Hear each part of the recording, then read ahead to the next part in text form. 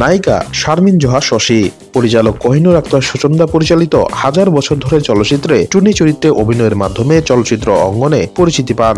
এদিকে পরিবারের সদস্যদের উপস্থিতিতে ঘরোয়াভাবে সোমবার বিয়ে করেছেন এই অভিনেত্রী।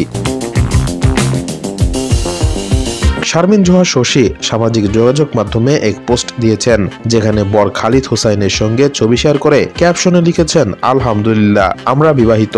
এরপর বলেন, পরিবারের সদস্যদের উপস্থিতিতে ঘরোয়াভাবে এক অনুষ্ঠানে বিয়ের মাধ্যমে জীবনের এই নতুন অধ্যায় শুরু করেছি।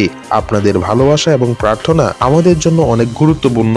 আপনারা আমাদের জন্য দোয়া করবেন। পোস্টের কমেন্ট বক্সে অনেকেই শুভেচ্ছা জানিয়েছেন। অভিনেতা রওনক হাসান লিখেছেন, অভিনন্দন অভিনন্দন আমার প্রিয় দুজন, তোমাদের নতুন জীবন সুন্দর হোক, মনের মতো হোক। বিয়ে প্রসঙ্গ নিয়ে শশী গণমাধ্যমকে জানান, প্রায় 1.5 বছর আগে তাদের পরিচয় হয়েছে। দীর্ঘদিন ধরে তাদের কথা হতো। 4-5 মাস আগে বিয়ের সিদ্ধান্ত নেওয়া হয়।